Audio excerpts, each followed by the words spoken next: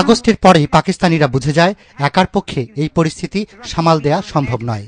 শুরু হয় মিত্রদের দিয়ে কূটনৈতিক যুদ্ধ। তাই ইয়াহিয়ার কণ্ঠে পরনিন্দার ঝড়।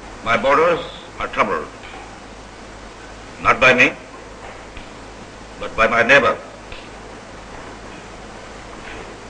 Shelling by field guns, mortaring by mortars. Activities by infiltrators, armed infiltrators across the border are continuing. I would like to know which displaced person, civilian, would like to cross that border under those conditions.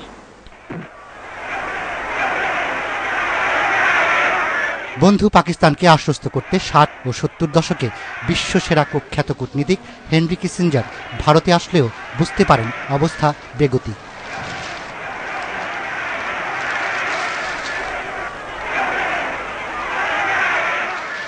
তাই তাদের উদ্যোগেই পাকিস্তান জাতিসংঘে সোচ্চার হয়ে ওঠে ভারতের বিরুদ্ধে।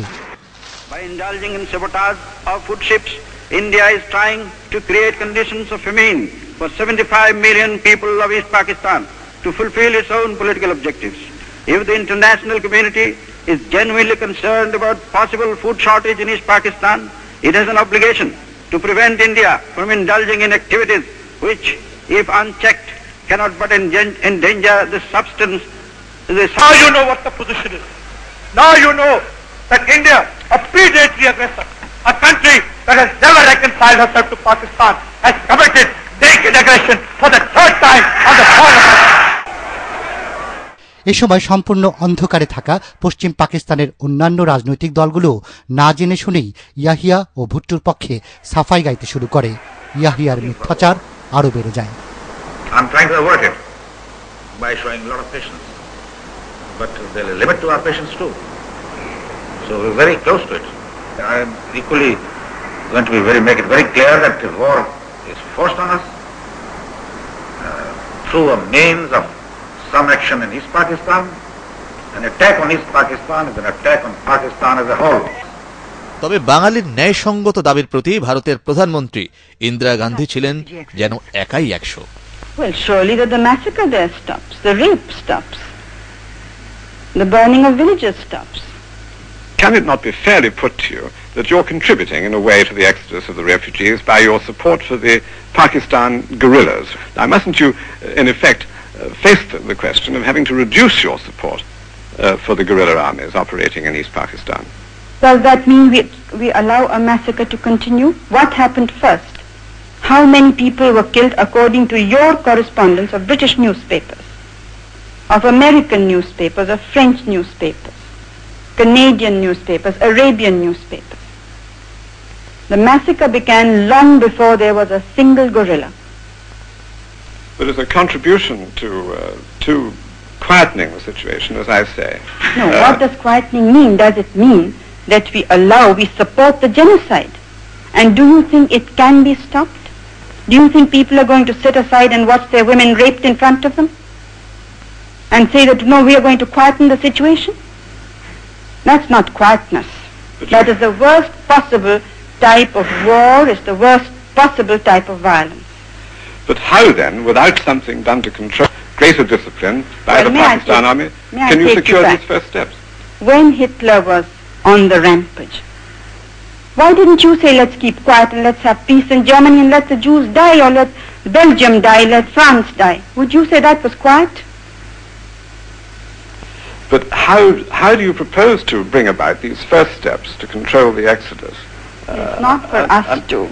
This would never have happened if the world community had woken up to the fact when we first drew their attention to it. তর্কযুদ্ধে জয়ী হয়ে বসে থাকেননি ইন্দিরা গান্ধী। নিজ দেশে ও জাতিসংঘেও পাকিস্তানের পাল্টা জবাব দেন তিনি বাংলাদেশের মানুষের অবস্থা তুলে ধরে। It is a time for alertness, not only of our defense forces, but of all our people. In the last few months, the world has witnessed the courage, dignity, and self we have faced this challenge. I am sure that you will meet all future dangers in the same spirit.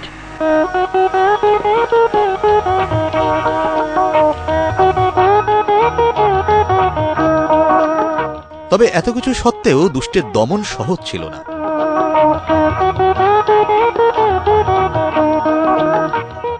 বাঙালি যোদ্ধারা চূড়ান্ত প্রস্তুতি নিলেও পাকিস্তান ভিন্ন পন্থা বেছে নেয়।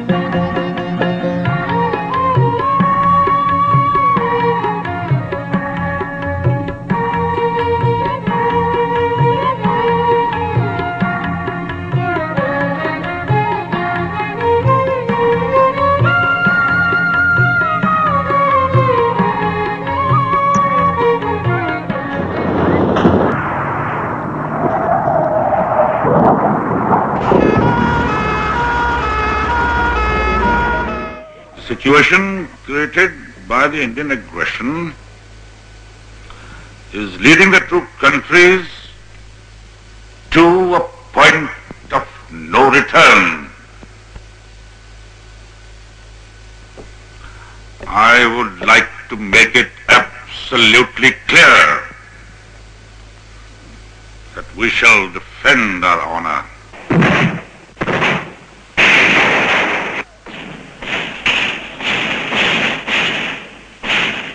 নভেম্বরের শুরুতে সবকিছু ভারতীয়দের কারসাজি বলে প্রচারণা চালালেও পাকিস্তানিরাই ভারতে আক্রমণ শুরু করে।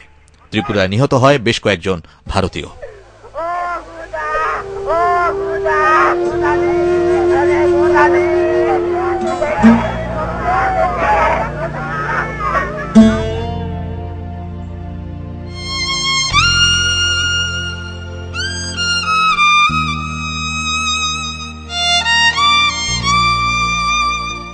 তবে এর কারণ যে প্রতিহিংসা তা বোঝা যাচ্ছিল।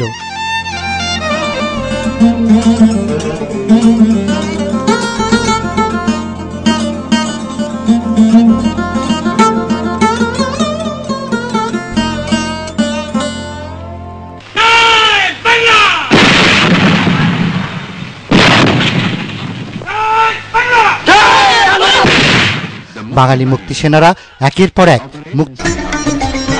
তো নানপুরে রেলওয়ে স্টেশন ওখানে আপনাদের ওই ব্যাংকার থেকে সম্মুখের ব্যাংকার থেকে ফায়ার করতেছে।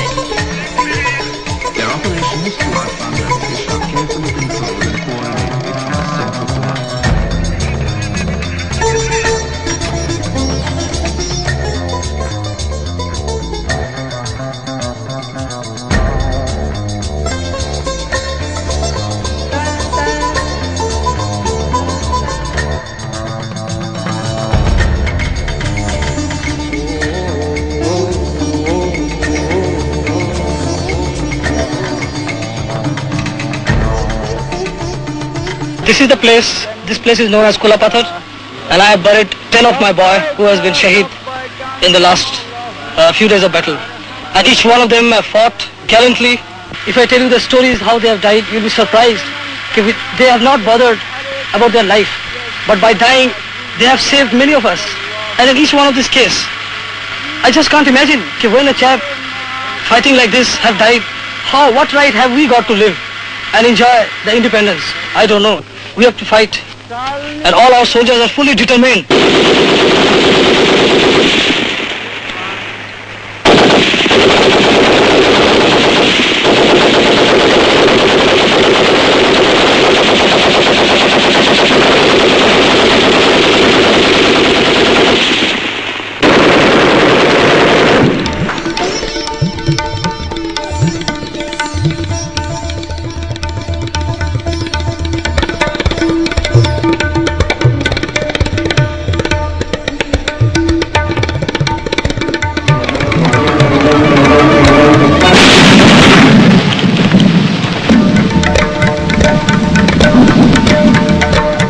My name is Major Salik, and I have been given the charge of this subsector.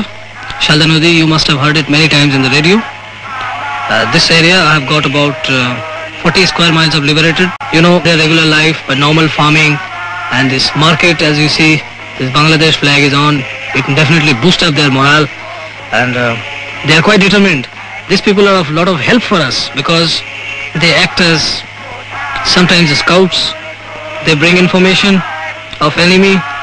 They act as our load carrier. That is the best way we can utilize our ammunition replenishment and casualty evacuation. There are many local people. They all come out with this type of helps.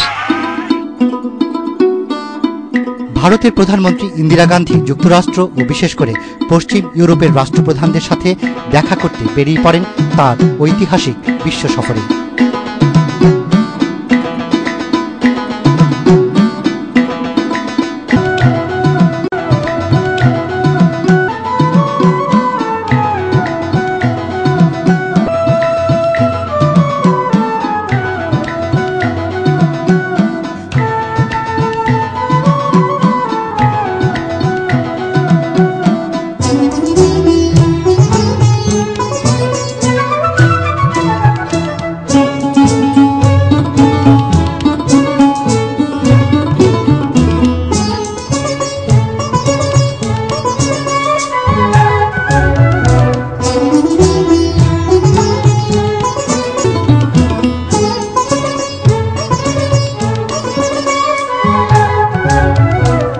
এক এক করে তিনি সারা বিশ্বের মানুষের কাছে প্রমাণ করে দেন বাংলাদেশে স্মরণকালের ভয়াবহ মানবিক বিপর্যয় ঘটেছে, তাই বাঙালিরা ন্যায়সঙ্গতভাবে মুক্তির জন্য লড়াই করছে।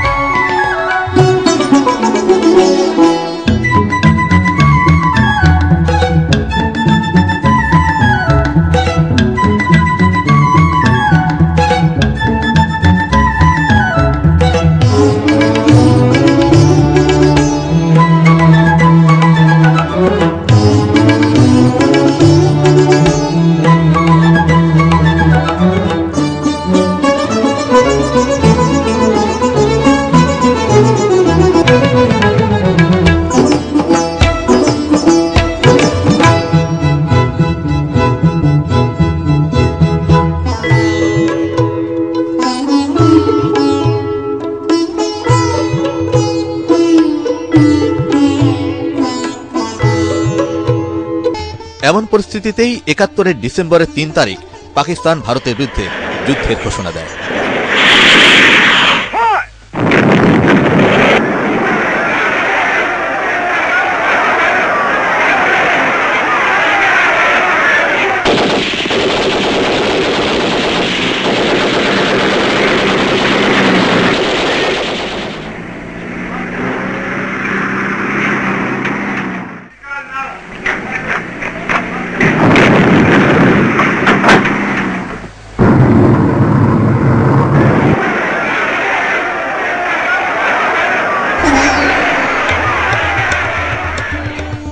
পাকিস্তানের আক্রমণেরও জবাব দেয় ভারত খুব দ্রুতই পূর্ব ও পশ্চিম সীমান্তে।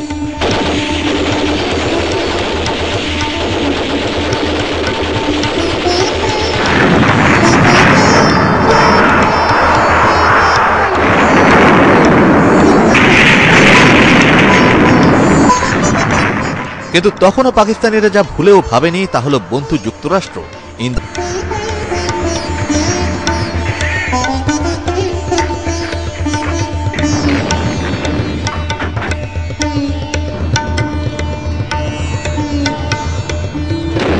কূটনৈতিক বিজয়ের আশায় এই যুদ্ধ তারা শুরু করেছিল। তার প্রমাণও মেলে পরাজয়ের মাত্র কয়েকদিন আগে পাকিস্তানের পূর্বাঞ্চলের প্রধান নিয়াজির কণ্ঠে। I am proud of my troops, their discipline, their bravery, their tradition, and I am sure we will be able to maintain the traditions of our forefathers which have never lost a battle.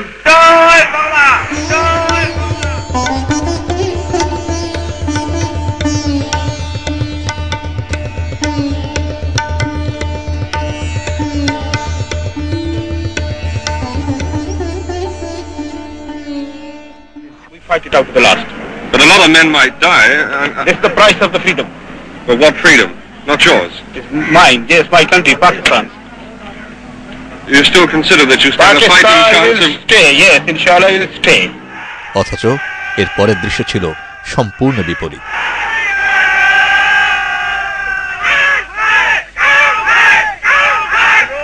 You will find the tanks on the road, pointing the guns towards Kulna. Don't attack the tanks. After the tanks, 2,000 yards to 3,000 yards, you will find on the port and starboard side enemy concentration. Go in for those. You are flying towards Jessore now.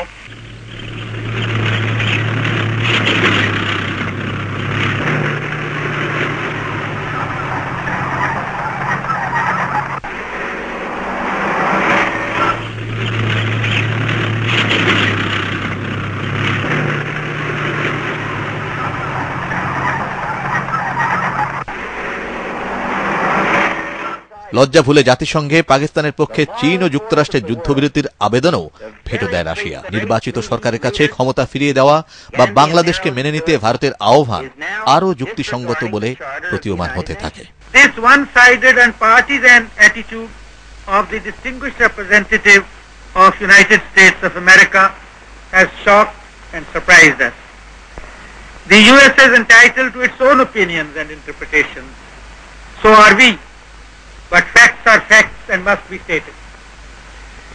Right from the beginning of this unfortunate situation that has arisen in the subcontinent, India had been asking for a political settlement acceptable to the elected and acknowledged representatives of the people of Bangladesh.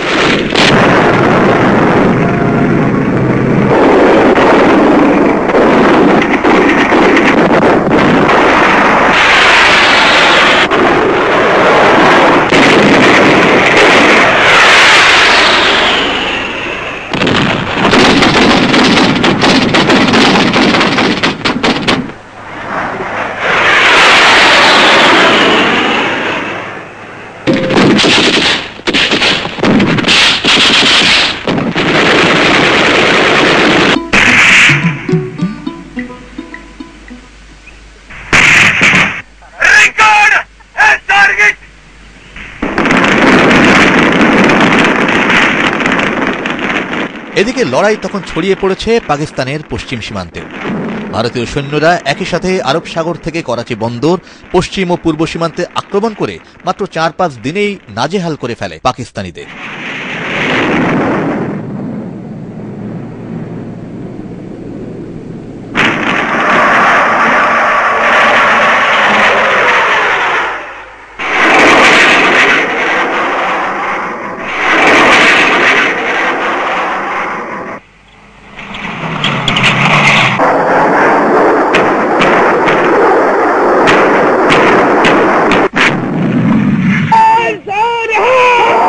শুধু তাই নয়, পশ্চিম সীমান্তে অনেক অঞ্চল চলে যায় ভারতীয়দের দখলে।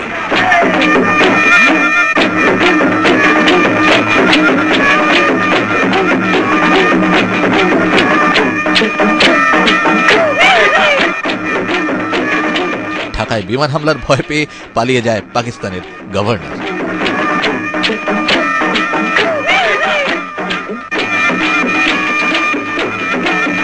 পাকিস্তান না বুঝতে চাইলেও তার মিত্ররা বুঝে যায় পরাজয় আসন্ন, তাই জাতিসংঘে এবার যুক্তরাষ্ট্রই যুদ্ধবিরতির প্রস্তাব দেয়। বর্তমান মার্কিন প্রেসিডেন্ট জর্জ ডব্লিউ বুশের বাবা ও সাবেক প্রেসিডেন্ট বুশ সিনিয়র আপ্রাণ চেষ্টা করেন প্রস্তাব পাশ করতে। But in defiance of this expression of world opinion, India again said no. They continue to prefer the use of force to peaceful means. India, which over the years has sought to reflect in and outside of this chamber the moral force of the world, the very precepts for which its great leaders, Gandhi and Nehru, stood, is now disregarding the Charter of the United Nations. কিন্তু তখনও অনড় Russia, নির্বিকার ভারত। বাংলাদেশ এগিয়ে যায় স্বাধীনতার পথে। জাতিসংঘ প্রস্তাব না মেনে প্রমাণ দেয় যুদ্ধ ন্যায়সঙ্গত। মহাসচিব উথান্ট শুধু আবেদন করেন সাধারণ মানুষের যেন আর প্রাণহানি না ঘটে। I now appeal to all the parties to the conflict, no matter what their allegiance, to take every possible measure to spare the lives of the innocent civilian population which is afflicted and threatened by the present hostility. ধীরে ধীরে ঢাকাও অরক্ষিত হয়ে পড়ে। British সাংবাদিক mark টালি ঢাকা এসে সেসব ঘটনার বর্ণনাও দেন। Half destroyed the residence. Then I got there just after that. I found the governor in the bunker, in the guard, trembling like a leaf and saying, I didn't quite know whether to resign. Should I resign? Will my wife be killed by the Indian Army?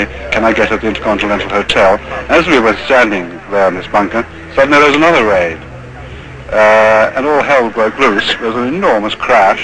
And hardly the crash died down, but the governor suddenly produced a ballpoint pen, a scrap of paper, a few carbons, and had written out a resignation statement in a matter of seconds, just in time actually for the second big crash. সেই সময়ে আর কেউ না হলেও পাকিস্তানের পররাষ্ট্রমন্ত্রী জুলফিকার আলী ভুট্টো লজ্জিত হয়েছিলেন। আর তাই পরাজয় নিশ্চিত জেনেও তিনি নিরাপত্তা পরিষদের সভায় আত্মসমর্পণ বা বাংলাদেশকে স্বীকৃতির প্রস্তাবের কাগজ ছিঁড়ে সভা ত্যাগ করেন। বলেন তিনি যুদ্ধের পক্ষে। Disgraceful to my person and to my country to remain here a moment longer than necessary. But I am not boycotting. Impose any decision. Have a treaty worse than the Treaty of Versailles. Legalize aggression. Legalize occupation. Legalize everything that has been illegal till 14th or 15th of December 1971. I will not be a party to it. We will fight. We'll go back and fight. My country hearkens for me. Why should I waste my time here in the Security Council? I will not be a party to the ignominious surrender of part of my country. You can take your Security Council. Here you are. I am going.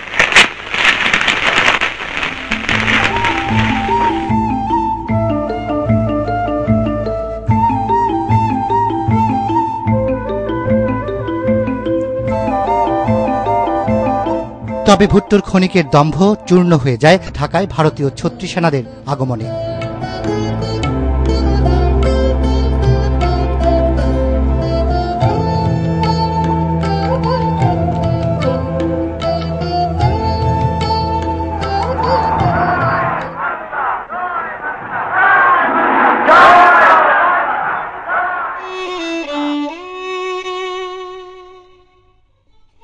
বাংলাদেশের চূড়ান্ত বিজয় যখন দ্বার প্রান্তে, মুক্তির সূর্য যখন উঠি উঠি করছে, ঠিক সেরকমই একটি সময়ে 1971-এর 14ই ডিসেম্বর পাক হানাদার বাহিনী, রাজাকার আলবদররা সম্মিলিতভাবে হত্যা করে এদেশের সূর্য সন্তানদের।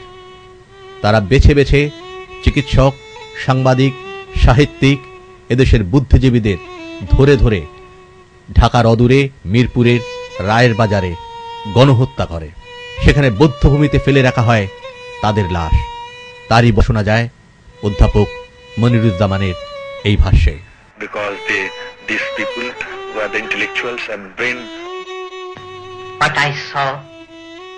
আমার নাম জহির রায়হান।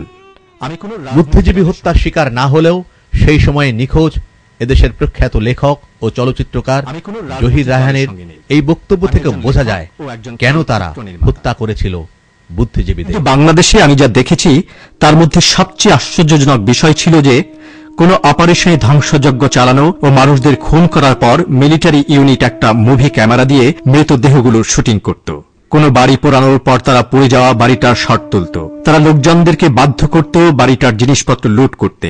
এরপর তারা মুভি ক্যামেরা দিয়ে এসব লুটেরাদের শুটিং করত। আমি পরে জেনেছি যে তারা এসব দৃশ্য সম্পাদনা করে বিশ্ববাসীকে দেখাতো যে বাঙালিরা অবাঙালিদের হত্যা করছে এবং ওই বিশৃঙ্খলা পরিস্থিতি নিয়ন্ত্রণে আনতেই সেনাবাহিনীকে হস্তক্ষেপ করতে হয়েছে। এটা ছিল পুরোপুরি মিথ্যা। Because of that chaos and confusion, they had to intervene. It was an utter lie.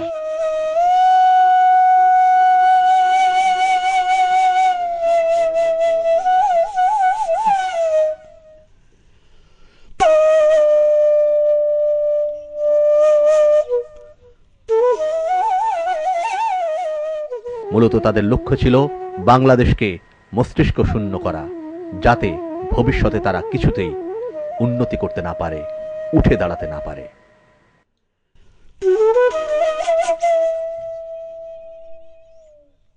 16 December নীরবেই Pakistan রাজি হয়ে যায় বিনা শর্তে আত্মসমর্পণ করতে। বাংলাদেশ সময় বিকেল 4টায় রেসকোর্স ময়দানে, ঠিক যেখানে 7 মার্চ বঙ্গবন্ধু স্বাধীনতার ডাক দিয়েছিলেন, সেখানেই নতমুখে চারদিক থেকে জয় বাংলা ধ্বনির মধ্যে আত্মসমর্পণ করতে বাধ্য হয় 90,000-এরও বেশি সেনা সদস্য নিয়ে পূর্বাঞ্চলের সেনানায়ক জেনারেল আমির আবদুল্লাহ খান নিয়াজি।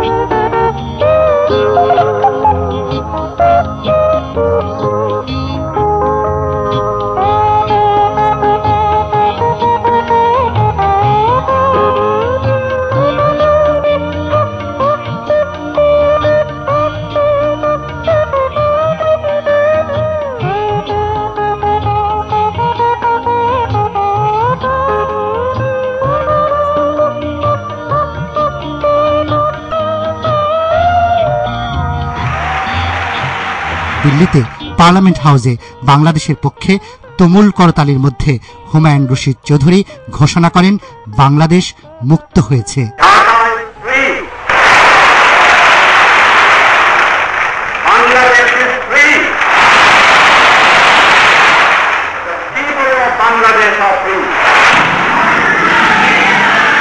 ততক্ষণে বাংলাদেশে উঠতে শুরু করেছে স্বাধীন পতাকা, জয় বাংলার জয়ধ্বনি চারদিকে।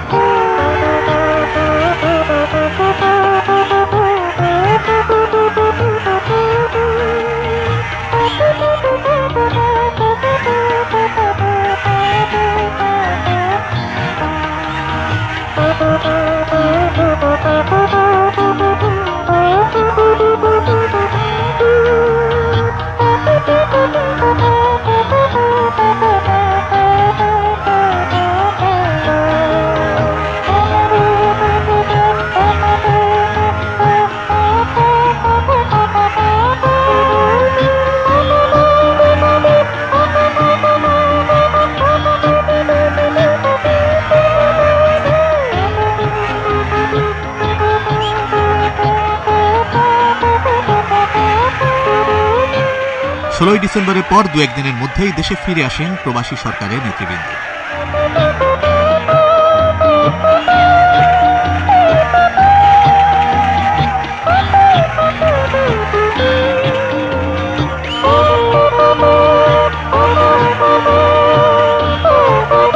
যার জন্য, যার নামে বাঙালি তার 1000 বছরের স্বপ্ন পূরণ করে, তিনি তখনও মুক্তি পাননি। এজন্য বাঙালিকে অপেক্ষা করতে হয়েছে আরও কয়েক সপ্তাহ। 72-এর 10ই জানুয়ারি দেশে ফেরার আগে লন্ডন ও দিল্লি হয়ে বঙ্গবন্ধু দেশে আসেন। লন্ডনে ব্রিটেনের প্রধানমন্ত্রী এডওয়ার্ড হিথ বঙ্গবন্ধুকে আন্তরিক অভিনন্দন ও শুভেচ্ছা জানান। সেখানে হাজির হন সারা দুনিয়া।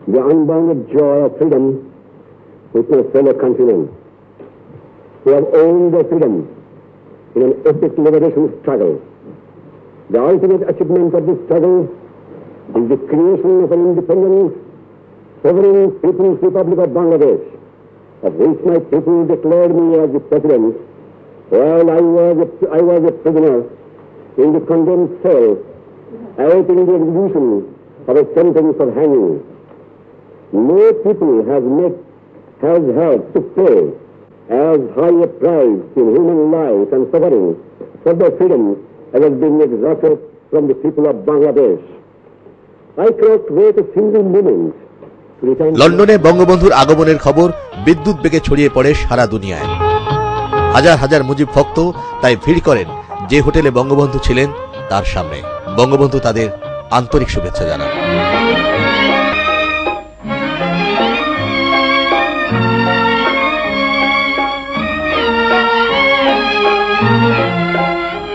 লন্ডন থেকে ঢাকা ফেরার পথে বঙ্গবন্ধু কয়েক ঘন্টা যাত্রা বিরতি করেন ভারতের রাজধানী নয়াদিল্লিতে।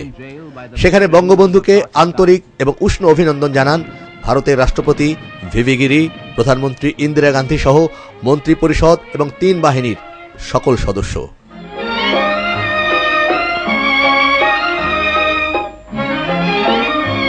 বঙ্গবন্ধু তাতে আন্তরিক এবং আবেগময় সাড়া প্রদান করেন।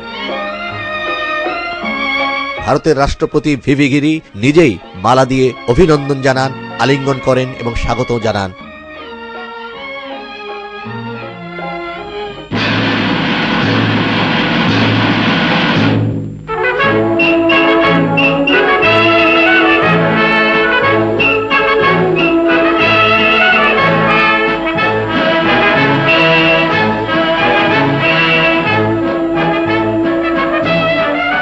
দিল্লিতেই প্রথম বঙ্গবন্ধুকে রাষ্ট্রীয় মর্যাদায় গার্ড অব অনার প্রদান করে ভারত সরকার।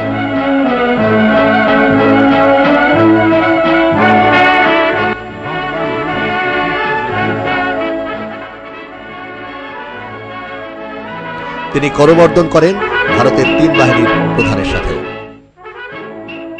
ভারতের রাষ্ট্রপতি ভিভি গিরি বঙ্গবন্ধুকে উষ্ণ অভ্যর্থনা জানিয়ে বলেন, of suffering and sacrifice in the cause of human liberty and human freedom. The emergence of independent Bangladesh is itself a unique event in the annals of democratic movement in world history. বক্তৃতা রাখেন বাংলাদেশের জাতির জনক Bangabandhu. For me, this is a most gratifying moment. I have decided to stop over in the historic capital of your great country on my way to Bangladesh. For this is the least I could do to pay personal tribute to the best friend of my people, the people of India, and your government under the leadership of your magnificent Prime Minister, Mrs. Indira Gandhi.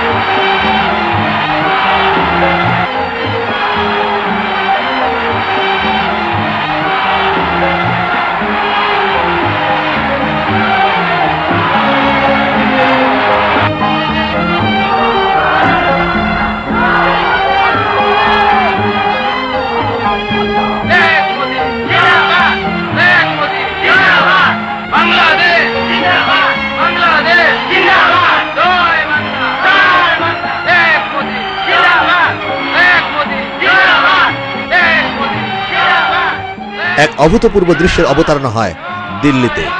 সেখানে হাজার হাজার জনতা বাংলাদেশ জিন্দাবাদ, জয় বাংলা স্লোগানে মুখরিত করে তোলে দিল্লির আকাশ বাতাস।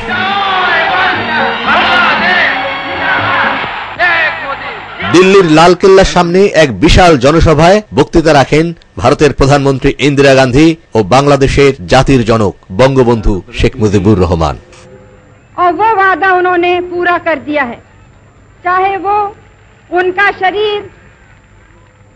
शरीर जेल में बंद था, लेकिन उनकी आत्मा को कोई बंद नहीं कर सका।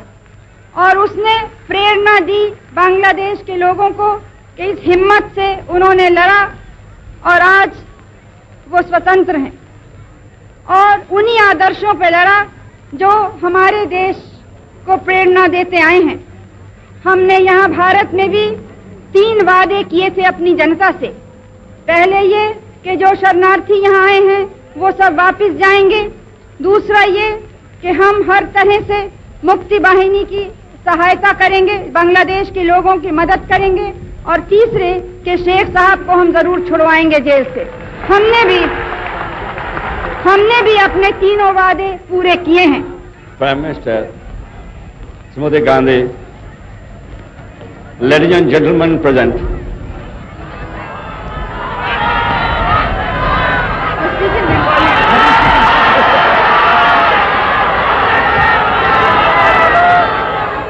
আমার ভাই ও বোনেরা,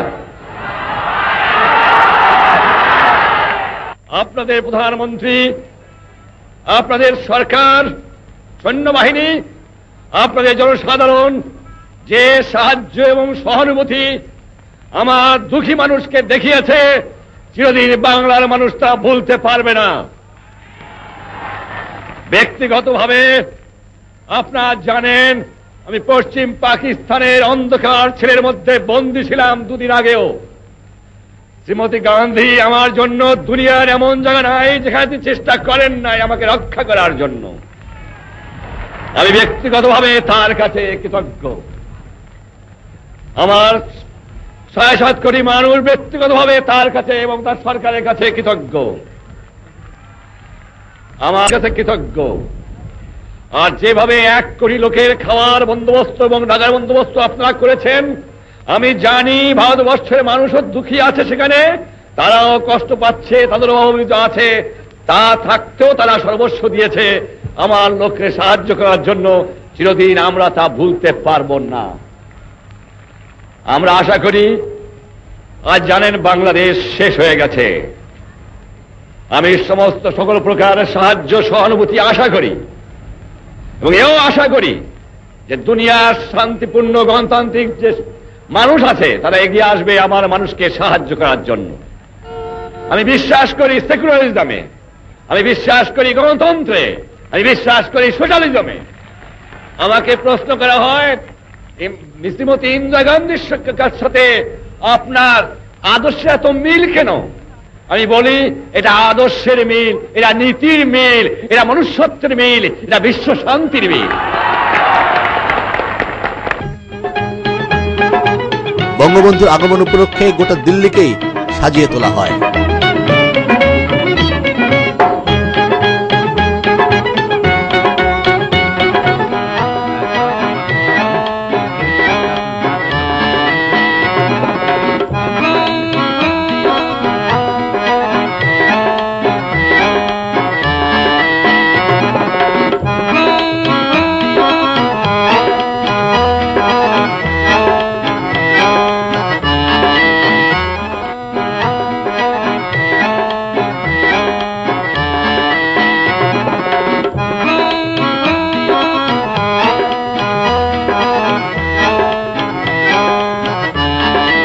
দিল্লিতে বঙ্গবন্ধুকে আন্তরিক বিদায় জানান রাষ্ট্রপতি ভিভি গিরি, প্রধানমন্ত্রী ইন্দিরা গান্ধী সহ গোটা দিল্লির মানুষ।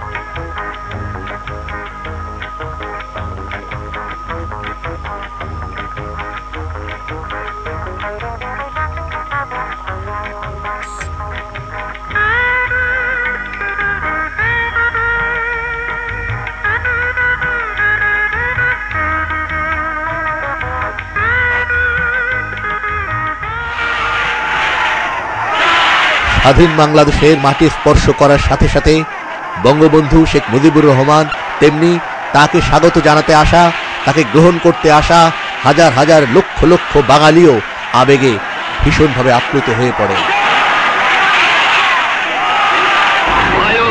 চোখ মুছতে মুছতে বঙ্গবন্ধু তাদের সাদর সম্ভাষণ জানান। স্মরণ করি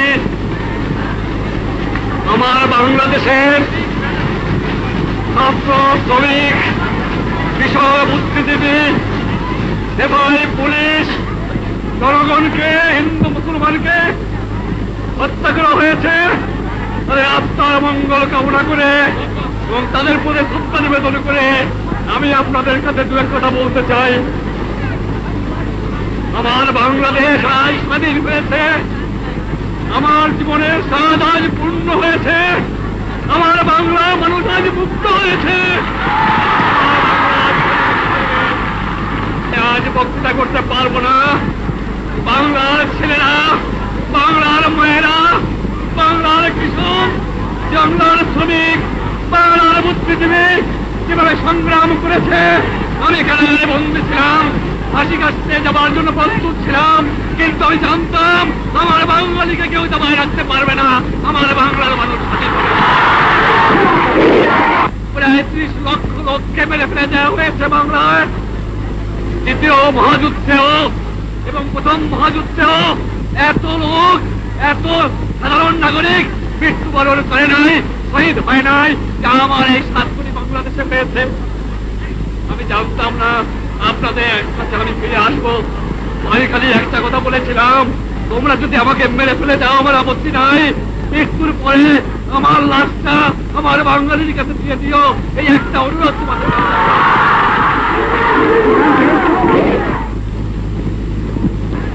তবে মনে রাখা উচিত, বাংলাদেশ স্বাধীন সার্বভৌম রাষ্ট্র, বাংলাদেশ স্বাধীন থাকবে, বাংলাদেশকে কেউ দমাতে পারবে না। কবিগুরু রবীন্দ্রনাথ বলেছিলেন, 7 কোটি বাঙালিরে বঙ্গজননী রেখেছ বাঙালি করে মানুষ করনি।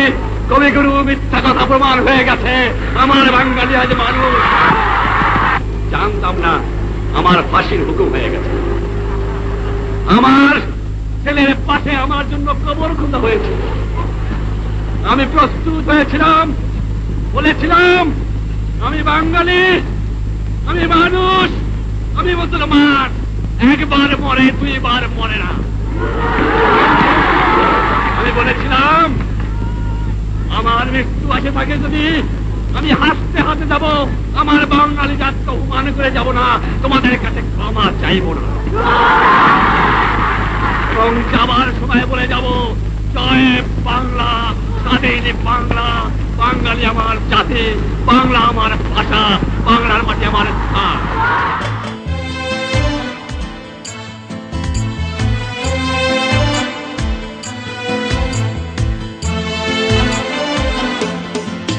মাগো ঝুঁকে ঝুঁকে এই মাটির বুকে কত রাত জেগে জেগে ভোর, কত জেগে থাকা রাতে একা একা ভেসেছে 2টি আঁখি তোর। আজও সেই চোখে স্মৃতি হয়ে থাকে শত স্বপ্ন জয়েরই গান। সেই বিজয় স্রোতে যেন এক হতে জাগে তোর কোটি সন্তান। বাংলাদেশ প্রাণের দেশ, বাংলাদেশ স্বপ্নের দেশ। মাগো যুগে যুগে এই মাটির বুকে কত রাত জেগে জেগে ভোর, কত জেগে থাকা সেছে 2টি আঁখি তোর। আজও সেই চোখে স্মৃতি হয়ে থাকে শত স্বপ্ন জয়েরই গান। সেই বিজয় স্রোতে যেন এক হতে জাগে তোর কোটি সন্তান। বাংলাদেশ প্রাণের দেশ, বাংলাদেশ স্বপ্নের দেশ।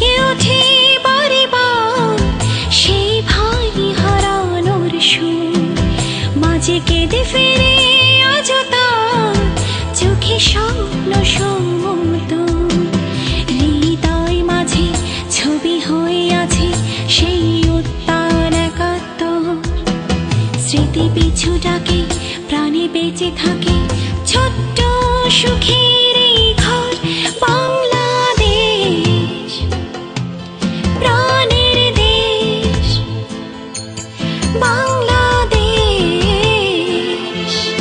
আমার দেশ মাগো ঝুঁকে ঝুঁকে এই মাটির বুকে কত রাত জেগে জেগে ভোর কত জেগে থাকা রাত ভেসেছে দুটি আঁখি তোর আজও সেই চোখে স্মৃতি হয়ে থাকে শত স্বপ্ন জয়ের গান সেই বিজয় স্রোতে যেন এক হতে জাগে তোর কোটি সন্তান বাংলাদেশ প্রাণের দেশ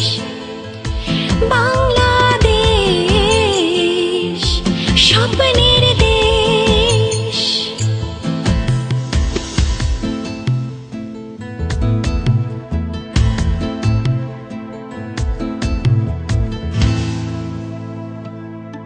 মাগো ঝুঁকে ঝুঁকে এই মাটির বুকে কত রাত জেগে জেগে ভোর কত জেগে থাকা রাতে একা একা ভেসেছে দুটি আঁখি তোর আজও সেই চোখ শত স্বপ্ন জয়ের গান সেই বিজয় স্রোতে যেন এক হতে জাগে তোর কোটি সন্তান বাংলাদেশ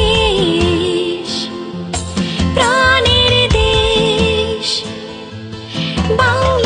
বাংলাদেশ স্বপ্নের দেশ